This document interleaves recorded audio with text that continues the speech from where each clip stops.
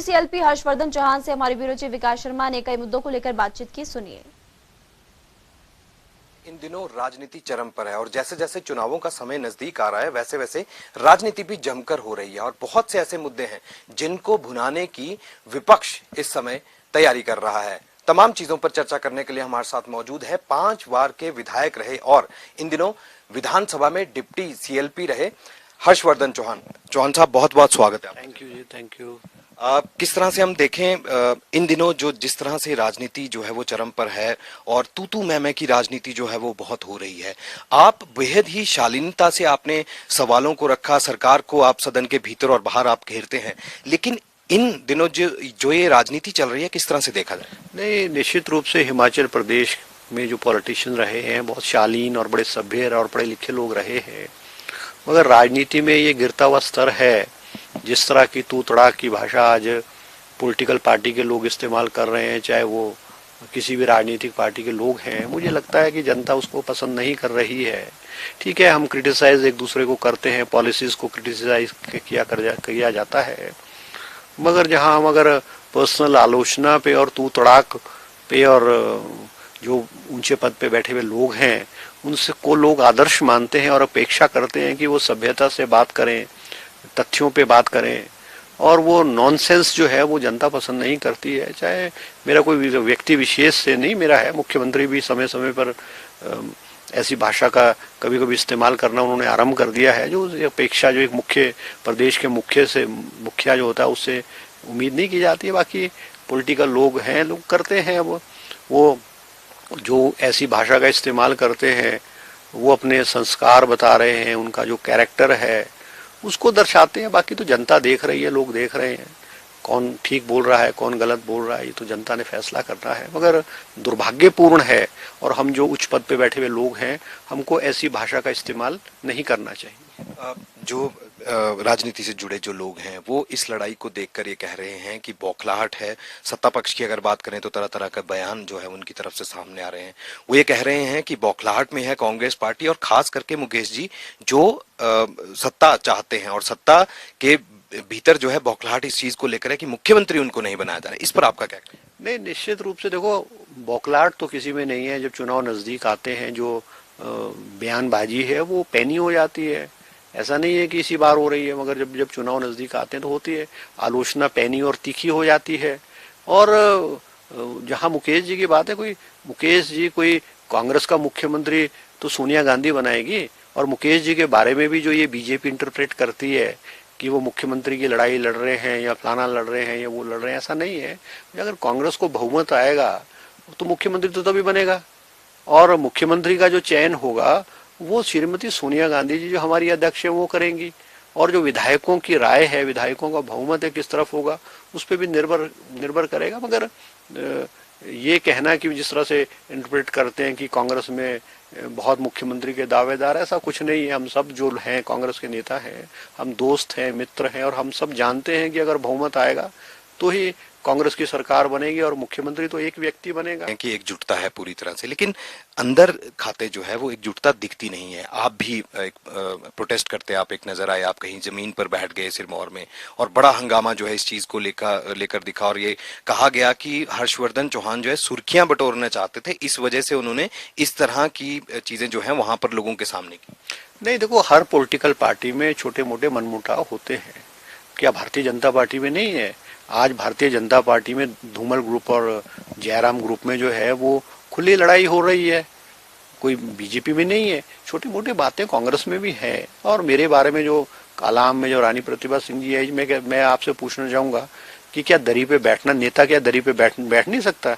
क्या नेता जो है वो क्या मंच की कुर्सी और मंच के सोफे पे बैठेगा?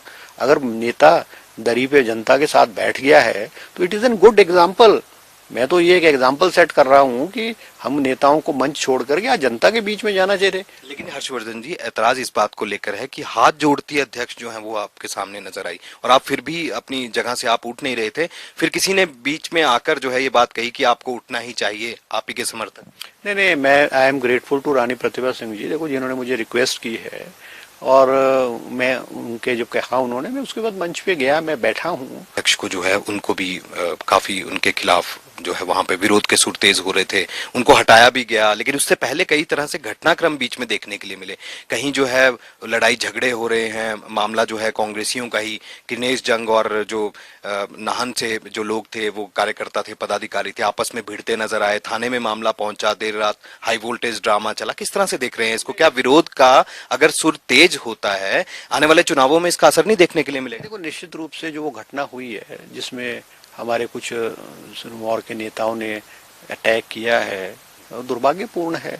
अब राजनीति में हम एक दूसरे की आलोचना करते हैं, अपने हाई कमांड में एक दूसरे की कंप्लेंट्स करते हैं, मगर अगर हम मार पिटाई पे आ जाए और मारने पे आ जाए तो बड़ा दुर्भाग्यपूर्ण है। शुक्ला जी ने तुरंत जो है वो डिस्ट्रिक्ट कांग्रेस कमेटी को भंग कर दिया है और एक अच्छा संदेश देने की कोशिश की है कि अगर कोई कानून को अपने हाथ में लेगा या पार्टी डिसिप्लिन में नहीं रहेगा तो उसको पद से हटा दिया जाएगा। हर्षवर्धन जी, मेरा सवाल आपसे यह है, क्योंकि बतौर आप डिप्टी सीएलपी हैं विधानसभा में, तो ऐसे में कई तरह के सवाल हैं। कांग्रेस पार्टी जो है वो कई मुद्दों पर सत्ता पक्ष को घेरती नजर आई। हाल ही में अभी एक पेपर लीक मामला हुआ, और पेपर लीक मामला पुलिस भर्ती का अलग है, इसके अलावा JOAIT की जो बात करें उसका भी है। इससे पहले भी कई पेपर जो है वो लीक होते रहे। किस तरह से आप देख रहे हैं? पुलिस तो खुलासा कर रही है, पुलिस ने खुलासा कर दिया कि हमने किंग पिन को पकड़ लिया है, और इसके अलावा जो अभ्यर्थी हैं उनकी भी गिरफ्तारी हुई है, जो पेरेंट्स हैं उनको भी पकड़ा है, एजेंट्स तक को पकड़ा है, मास्टरमाइंड को पकड़ लिया है। आप CBI जांच की मांग अब क्यों कर रहे हैं? नहीं, हमने तो बहुत पहले से CBI जांच की मांग रहे। अब आप पुलिस के जो पेपर लीक हुआ है, मेरा तो ये सीधा आरोप है कि DGP ऑफिस में जो बैठे हुए अधिकारी हैं उन द्वारा पेपर लीक किया गया है। DGP साहब तो बयान दे रहे थे हम तो जल्द जो है CBI इसको जो पेपर लीक के मामले की जो है चार्जशीट कोर्ट में पेश करने। अरे आपको इतनी क्या जल्दी है? जब कांग्रेस की सरकार बनेगी तो ये जो पेपर लीक और जो अधिकारियों ने पेपर लीक किया है इनके खिलाफ जो है कार्रवाई की जाएगी। मुख्यमंत्री से इस प्रदेश में कोई अधिकारी जो है वो डरता नहीं है, क्योंकि दोषियों को मुख्यमंत्री जो है वो प्रोटेक्ट करने की कोशिश कर रहे हैं। सत्ता पक्ष तो बहुत बड़ी अपनी सफलताएं बताता है कि बड़ी बड़ी स्कीम्स जो हैं वो आई और केंद्र सरकार का पूरा सहयोग मिल रहा है, डबल इंजन की सरकार चल रही है हिमाचल प्रदेश में। लेकिन इसी बीच एक घटनाक्रम जो है वो यहाँ पर हुआ है। 2 निर्दलीय विधायक इस बार बीजेपी में शामिल हुए हैं।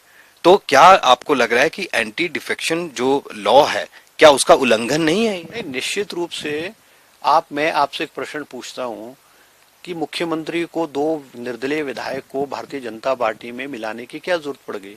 क्या सरकार को खतरा हो गया है कि सरकार के गिरने वाली है? ऐसा कुछ भी नहीं है। सरकार तो सिर्फ जो है अपनी जो गिरता हुआ ग्राफ है इस सरकार का, प्रदेश गवर्नमेंट का, उसको बचाने की कोशिश और एक इंप्रेशन देने की कोशिश है कि देखो 2 निर्दलीय विधायक भी जो हैं वो भारतीय जनता पार्टी को ज्वाइन कर रहे हैं। जुलाई और अगस्त के महीने में अब मॉनसून सत्र जो है प्रस्तावित होगा, या तो जुलाई के अंत में या अगस्त के शुरुआती दौर में। किस तरह से हम देखें, क्या विधानसभा के भीतर इस चीज को, निर्दलीय विधायकों की बीजेपी में ज्वाइनिंग होना किस तरह से उठाएंगे? नहीं, निश्चित रूप से हम विधानसभा के अंदर भी उठाएंगे, विधानसभा के बाहर भी उठाएंगे। उससे पहले कोई शिकायत कुछ और करेंगे? क्योंकि मुकेश अग्निहोत्री एक बार तो शिकायत दे चुके। नहीं, शिकायत तो एक ही बार दी जाएगी ना। अगर वो एक्शन नहीं लेंगे स्पीकर तो हम हाई कोर्ट और सुप्रीम कोर्ट भी जा सकते हैं। As per the direction of the Supreme Court, the speaker has to decide it according to the direction of the Supreme Court. अगर वो नहीं करेंगे तो हमारे पास और चैनल जो है वो ओपन है, हम एक्शन लेंगे। इसके साथ साथ क्या आपको लग रहा है कि सत्ता वापसी की जो बात कांग्रेस पार्टी यहाँ पर कह रही है, आपको लगता है कि इन हालातों में जो आजकल की जो चीजें चल रही हैं, क्योंकि कांग्रेस तो नए नए प्रयोग कर रही है, कांग्रेस ने अपने साथ 4 कार्यकारी अध्यक्ष जो है वो यहाँ पर लगा दिए, और डिप्टी CLP जो आप नियुक्ति आपकी यहाँ पर हुई है, इसके साथ साथ कई और पदाधिकारी, और हालांकि नाराजगी जो है पदाधिकारियों के बीच में ही नजर आई, खुलकर सामने नहीं आई, लेकिन अंदर खाते जरूर कुछ है। तो आपको लगता है कि किस आधार पर आप कह रहे हैं कि सत्ता वापसी जो है वो कांग्रेस यहाँ पर? देखो, निश्चित रूप में कांग्रेस पार्टी सत्ता में आ रही है। जहां तक आप ये बात कर रहे हैं ऑफिस बेरर्स को बनाने की, देखो हर पॉलिटिकल पार्टीज कास्ट कंसिडरेशन देखती है, रीजन कंसिडरेशन देखती है, और हमारे राजीव शुक्ला जी ने सोनिया गांधी के आदेश अनुसार जो है वो रीजनल बैलेंस, कास्ट बैलेंस बनाने की कोशिश की। अच्छा, मेरा आखिरी सवाल आपसे है, कांग्रेस जो है फील्ड में नजर तो आ रही है, लेकिन प्रदर्शन और विरोध प्रदर्शन और बस ये झंडे लेकर जो है वो नजर आ रही है, और सत्ता पक्ष का ये भी कहना है कि अभी कमजोर है कांग्रेस यहाँ पर, तो इसलिए कोई बड़ी चीजें जो है वो नजर नहीं आ रही। बड़े कार्यक्रम कब होंगे? वो बड़े कार्यक्रम कब चुनावी रण में आप उतरे? नहीं, निश्चित रूप से अभी हमारे प्रदेश अध्यक्ष श्रीमती प्रतिभा सिंह जी ने जिलों का दौरा किया है और डिस्ट्रिक्ट कांग्रेस कमेटीज की मीटिंग की है। जो अग्निपथ जो स्कीम बनाई है गवर्नमेंट ऑफ इंडिया ने, जिसका हिमाचल प्रदेश में बड़ा विरोध है, जो कि 4 साल के लिए नौजवानों का आर्मी में भर्ती किया जाएगा।